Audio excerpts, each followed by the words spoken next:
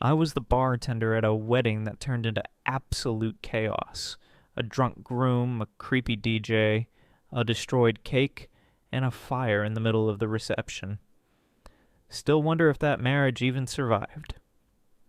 Before watching the video, drop a comment telling me where you're watching from. I'd also really appreciate a like and a subscribe. The most interesting comment will be included in the next videos. Thank you to each and every one of you. Enjoy watching. I'm Lucas, 27, male.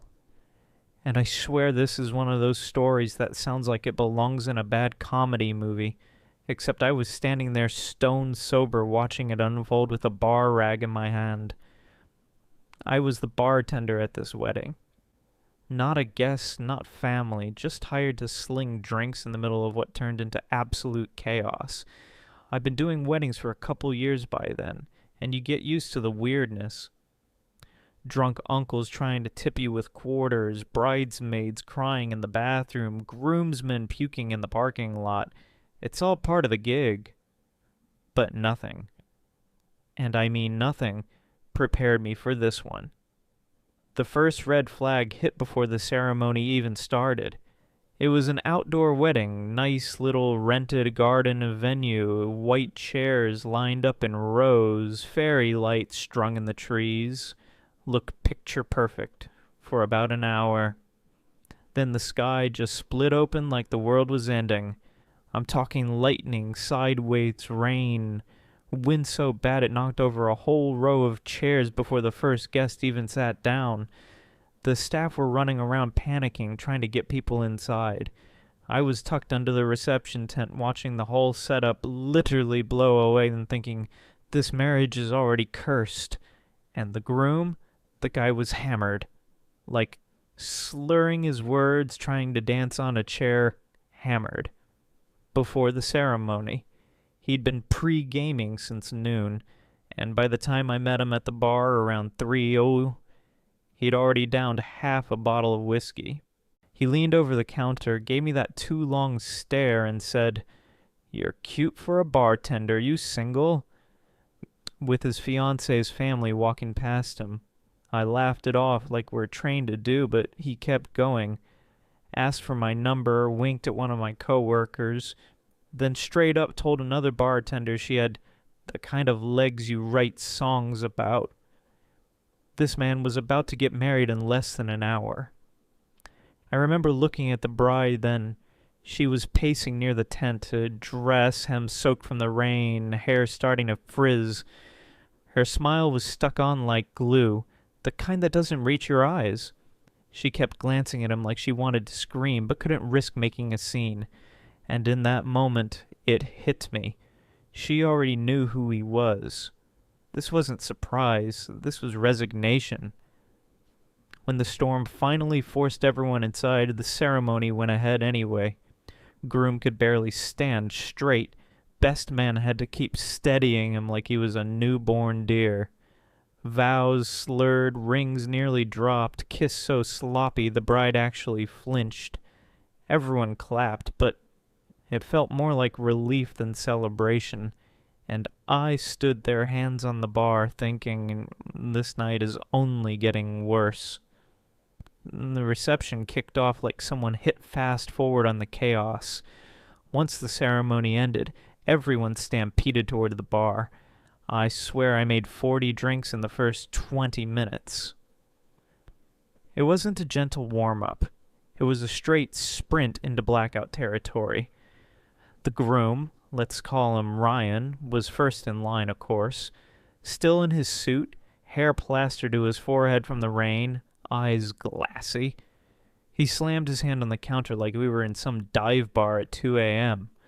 2 whiskeys, one for me, one for the bride, he slurred. The bride, Emily, was across the room talking to her mom, looking like she wanted to sink into the floor. Ryan downed both glasses before she even noticed. Then came the DJ. Middle-aged guy named Carl, I think. At first he seemed harmless. Bald spot, cheesy grin, blasting Bruno Mars. But halfway through the night, It was clear he was pounding back drinks almost as fast as the guests. He kept sneaking bartender specials, which basically meant whatever I poured when I didn't want to argue. Vodka sodas, tequila shots, a rum and coke that was like 90% rum. By 8 Carl had crossed into dangerous territory. Microphone in hand, swaying like a flag in the wind, he started making jokes that weren't jokes. During a slow dance, he announced, "This one's for all the beautiful ladies out there, and especially the single ones. Don't be shy, I'm available." The crowd laughed awkwardly, but I saw a bridesmaid roll her eyes so hard I thought they'd get stuck. And he didn't stop. The comments got grosser. He told one woman her dress was made for bending over. He asked the maid of honor if she wanted to practice the honeymoon dance with him. And every time people tried to brush it off, he doubled down, laughing at his own creepiness. Meanwhile, Ryan was making his own rounds. He wasn't just hitting on bartenders anymore. He was leaning too close to guests, whispering in ears, grabbing shoulders. Emily avoided him like he was radioactive, smiling politely whenever someone congratulated her, but never actually looking her new husband in the eye. I kept catching glimpses of her clutching her drink like it was an anchor, her knuckles white around the glass. The storm outside hadn't let up either. Thunder kept shaking the windows, lightning flashing so bright the whole tent flickered like a strobe. Every time it struck, I got this knot in my gut like the weather itself was trying to warn us. Then came the tipping point. One of the groomsmen, already 3 sheets to the wind, tripped on his way to the bar and knocked into the wedding cake table. The cake didn't just wobble, it toppled, smashing into the floor with a sickening splat. But it wasn't just cake. That table was covered in candles. Real, open flames. And when they fell, wax and fire spread across the white linen like a fuse. In less than a minute, smoke filled the tent. Guests started screaming, chairs scraping, people running in all directions. Ryan laughed, actually laughed, like this was the funniest thing he'd ever seen. Emily stood frozen, hands over her mouth, eyes wide like she was watching her whole life collapse in real time. And me? I grabbed the nearest fire extinguisher and thought, holy hell, this night just turned into a nightmare. The extinguisher hissed in my hands as I smothered the flames, but by then the damage was already done. Half the cake was melted into the floor, the tablecloth blackened, candles still sputtering. Smoke clung to everything, the decorations, the dresses, even the guests' hair. People coughed and cursed, clutching their drinks like lifelines. Carl, the DJ, made it worse. Instead of cutting the music and calming everyone down, he cranked the speakers up and slurred into the mic. "Don't panic, folks. Fire's just hot passion." Then he laughed at his own joke, this ugly wheezing sound, while guests glared at him like they were about to storm the booth. Ryan was at the center of it, of course. Groom of the year. He staggered toward the mess, clapping me on the back so hard I nearly dropped the extinguisher. "Legend, man! You saved the party!" he shouted, voice thick with whiskey. Then in front of everyone, he grabbed one of my co-workers, Maya, another bartender, around the waist and tried to kiss her. She shoved him off so hard he stumbled into the destroyed cake, covering his tux in frosting. Instead of shame, he just roared with laughter, smearing it across his chest like a war paint. Emily was across the room, watching all of it with this hollow look. She didn't even cry. Just blank. Like her brain had left her body to survive the humiliation. That's when the physical fight started. One of the bridesmaids, Kayla, I think, snapped at Carl over his gross commentary. He responded by telling her to loosen up in front of everyone. Her boyfriend didn't take it well. Next thing I know, fists are flying near the DJ booth, guests screaming, chairs toppling. Meanwhile, another groomsman thought it'd be funny to light one of the fallen candles again. For the vibes. He nearly set a table runner ablaze before someone slapped it out of his hand. In the chaos, people were spilling drinks everywhere, slipping on frosting and wax. It was like watching a slow-motion bar brawl at what was supposed to be a wedding. The storm outside hammered the tent harder, rain leaking through, mixing with the smoke and spilled liquor. The whole place reeked. Burnt sugar, cheap booze, wet fabric. I kept thinking, this is beyond ruined. This is dangerous. Emily finally snapped. She stormed toward Ryan, grabbed his arm, and hissed something I couldn't hear over the chaos. He yanked his arm back and shouted, "What? I'm celebrating!" Then God help him. He pointed at Maya again and said, "She gets it." Emily's mother rushed in, trying to separate them, but Ryan shoved past both of them and stumbled onto the dance floor, shirt smeared, hair sticking up, arms raised like a king. "Let's get this party started!" he screamed, and Carl, still drunk, still grinning, blasted Pitbull at full volume. And that was the moment I realized this wasn't going to burn out quietly. This wedding was about to implode, and nobody, not me, not Emily, not anyone, was going to come out clean. By the time Brian hit the dance floor, it felt like we were trapped in some fever dream. The tent shook with bass, storm winds rattled the poles, and guests either laughed nervously or argued in corners. Nobody was in control. Not the bride, not the parents, definitely not Carl. Ryan ripped off his frosting-stained jacket and tossed it into the crowd like he thought he was headlining a rock concert. It landed in someone's half-empty champagne flute, splattering bubbles all over an elderly guest's dress. She shrieked and stormed out while Ryan threw his arms around two bridesmaids and shouted for shots. I was shaking my head, pouring more whiskey because at that point, what else could I do? Maya shot me a look that said this is going to end with cops.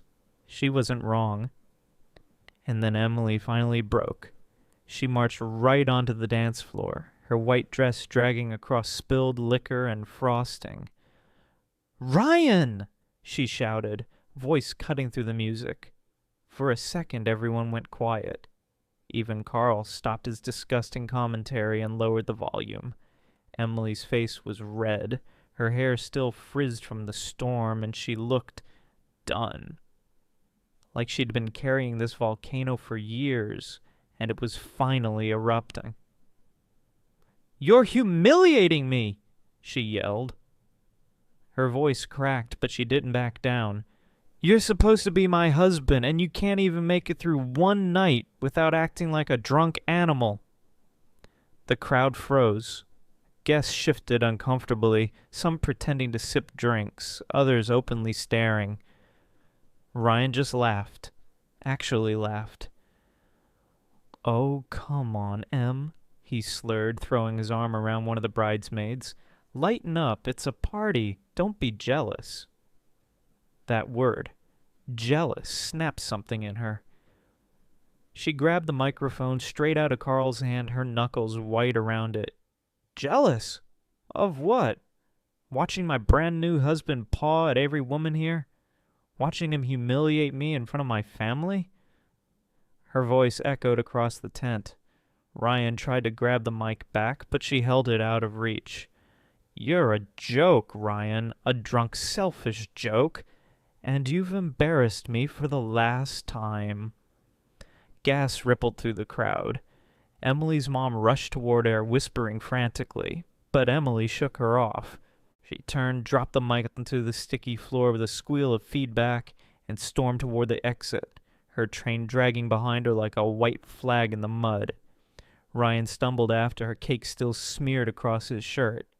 "Don't walk away from me!" he shouted, voice cracking. He tripped over a knocked-over chair and went sprawling, face first into the frosting-covered floor. People gasped. A few guests laughed nervously, but most just stared in stunned silence. Carl, bless his idiotic heart, decided that was the perfect moment to crank the music back up and slur into the mic. "Ladies and gentlemen, give it up for true love." The tent erupted, not in cheers, but in chaos. Some people booed, others yelled at Ryan to sober up, and Emily's father finally marched forward, face pale with rage. He leaned down, grabbed Ryan by the collar, and hissed something that made Ryan freeze. I couldn't hear the words, but I didn't need to. I knew. This wasn't just a ruined wedding anymore. This was scorched earth, and the fallout was about to hit everyone. I thought that was the end of it. Emily gone, Ryan humiliated, the party gasping for air. But nope. The night wasn't done. It was just shifting gears. After Emily left, there was this weird lull, like the air right after a storm, but before you realize the flood's still coming. Guests milled around, whispering, some slipping out into the rain to call Ubers. The energy was cracked but not finished. It felt like everyone was waiting for someone to either fix it or make it worse. Of course, Ryan chose worse. He staggered to his feet, frosting caked in his hair, and grabbed the mic Carl had abandoned. "You all saw that, right? My own wife walking out on me on our wedding night?" His voice cracked between rage and drunken self-pity. "She doesn't appreciate me. None of you do." Silence. Dead. Painful silence. Then he turned on me. Me. Just the bartender trying to get through my shift. He jabbed a finger in my direction, eyes bloodshot. "But he does! He's been watching me all night, haven't you, Lucas? Admit it!" I froze. Every pair of eyes swung toward me, and I swear my stomach dropped into the floor. "Man, I'm just here to pour drinks," I said carefully, hands up like I was talking down a wild animal. But Ryan wasn't done. He lurched closer, mic still in hand, voice booming through the speakers. "No, no, no! You've been judging me all night, smirking behind your little bar. Think you're better than me?" His spit hit the mic, his words slurring together. Before I could answer, Emily's father stepped in again. "That's enough, Ryan." He moved between us, calm but firm, like a man used to pulling people back cliffs. But Ryan shoved him. Hard. The whole crowd gasped as the father stumbled back into a chair, knocking it over. That's when it snapped. Emily's brother, big guy, built like he actually used his gym membership, stormed forward and punched Ryan square in the jaw. The sound cracked through the tent louder than the thunder outside. Ryan toppled back into the mess of chairs and frosting, Mike squealing as it clattered away. Chaos erupted again. Guests screaming, Carl fumbling with the speakers, a couple groomsmen rushing in to pull the brother off Ryan. People slipped on the sticky floor trying to break them apart. Drinks shattered. Someone screamed about calling the cops. And through it all, Ryan lay on the ground clutching his face, moaning like a wounded animal. I ducked behind the bar, heart pounding, adrenaline spiking. Part of me wanted to bolt, just walk out into the storm and never look back. But another part of me, the stubborn, spiteful part, felt this weird satisfaction brewing, because in that moment watching Ryan's kingdom collapse in front of his family, I realized something. If Emily had been too exhausted to deliver the final blow, the universe had just handed me the perfect setup to make sure Ryan's humiliation stuck. And maybe, just maybe, I was going to help twist the knife. Ryan was sprawled on the floor, clutching his jaw, while his brother-in-law paced like he was ready to take another swing. Carl, useless as ever, was still mumbling into the mic about keeping it classy, while guests screamed at him to shut up.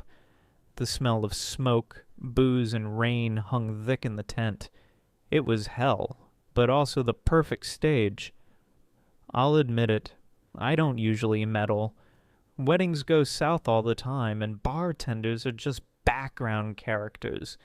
But something about Ryan pointing me out, dragging me into his meltdown in front of 100 people flipped a switch. I wasn't just an observer anymore. He wanted me in the spotlight? Fine, I'd give him a show. So when Ryan groaned and tried to pull himself upright, frosting sliding off his shirt, I leaned over the bar and said loudly, "Careful, man.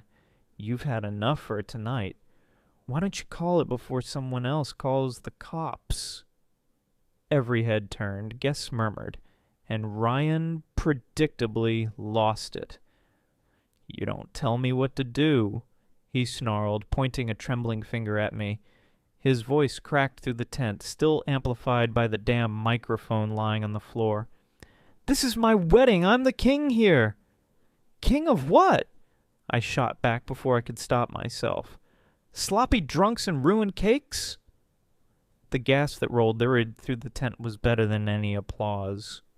People actually clapped. Emily's brother smirked. Even some bridesmaids laughed, covering their mouths with their hands like they couldn't believe it. Ryan's face twisted into pure fury. He stumbled toward the bar, fists clenched, but one of the groomsmen caught him by the shoulders. "Sit down, man," the guy muttered, but Ryan shoved him away. His stumble carried him straight into a table, sending glasses crashing to the floor. That's when I decided to end it. I grabbed the microphone from the floor, tapped it twice, and the feedback silenced the chaos. Everyone turned toward me. My heart hammered, but my voice came out steady. "Ladies and gentlemen," I said loud and clear, "I think we can all agree this night's been unforgettable. But let's be real. When the groom hits on the bartenders, trashes the cake, assaults the bride's family, and still calls himself a king, well, that's not a wedding, that's a circus." The tent exploded in laughter, gasps, even a few cheers. Emily's father gave me the tiniest nod. Approval, relief, maybe both. Ryan tried to snatch the mic back, but he slipped in frosting again and went down hard, this time flat on his back, groaning. The image of him sprawled there, drenched in booze and sugar, his crown of humiliation complete, was seared into everyone's memory. And I knew it right then. I'd just made sure Ryan's wedding night was going to be remembered exactly how it deserved to be. Not as a union, but as his public unraveling. After my little circus speech, it was like the whole tent exhaled at once. Some people laughed nervously, others straight up cheered. And Ryan? He stayed on the ground, groaning, too drunk to even get up.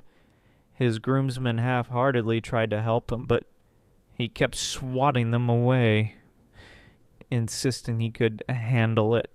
Spoiler, he couldn't. Emily didn't come back. She'd left for good, and honestly, I couldn't blame her. Her father kept pacing near the exit, phone pressed to his ear, muttering about hotels and getting her out of here tonight. Her mother was sobbing quietly in the corner, mascara running, clutching a half-empty champagne flute.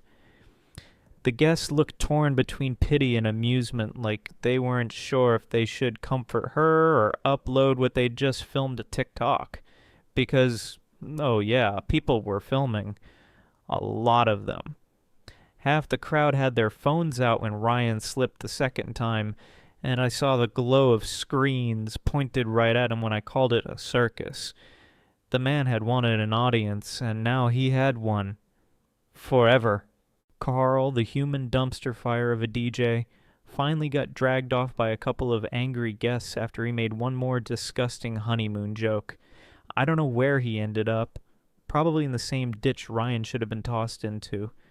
By then, the fire damage had left one side of the tent smelling like burnt fabric. The dance floor was sticky with booze and frosting, and most of the decorations were ruined. Guests were filing out fast, muttering things like, "Worst wedding ever," and "They won't last 6 months." Ryan tried to rally one last time. He pushed himself up on shaky arms, frosting still smeared down his shirt, and yelled, "This isn't over! Emily's my wife! She belongs to me!" His voice cracked high and desperate. That was it. Emily's brother stormed back across the floor, cracked his knuckles, and hissed, "Say that again!" Ryan went pale, finally shutting his mouth. He slumped back into a chair, head in his hands, beaten by him more than fists. I wiped down the bar slowly, like I wasn't watching his whole world collapse in front of him. And maybe it was cruel, but inside I felt this twisted sense of justice. He tried to drag me into his humiliation, and instead I had helped carve it into stone. Everyone there would remember Ryan not as a groom, but as a joke. When the last guest trickled out, I was left standing in a wreck tent, rain hammering the roof, the smell of smoke still lingering. Ryan sat alone at a table, staring at the ruined cake like it had personally betrayed into him. He didn't even look up when the staff started packing things away. And as I hung up my bar towel and stepped out into the storm, I couldn't help but wonder, not if the marriage would last. No, that much was obvious. The real question was how long it would take Emily to file the paperwork. The rain had finally slowed by the time I loaded the last crate of glassware into the van. My clothes reeked of smoke and liquor, my shoes were caked with frosting, and my head was pounding from the chaos of it all. I should have been exhausted, but adrenaline still hummed through me like static. I didn't see Emily again that night. Her father told me quietly, "She's safe. She won't be back here," before disappearing into the storm with her mother in tow. Relief rolled off him like he'd been holding his breath for years. It made me wonder how many times Emily's family had watched Ryan implode before this, how many dinners, holidays, and private fights had already told them who he was. Ryan stayed slumped in that chair until the cleanup crew forced him to move. No grand exit, no fight left in him. Just a pathetic man covered in frosting, muttering to himself while his groomsmen tried to keep him upright. The last I saw, they were half dragging him toward a black SUV, his head lolling, his crown of humiliation complete. Afterward, the venue staff huddled in the kitchen, swapping shell-shocked laughs.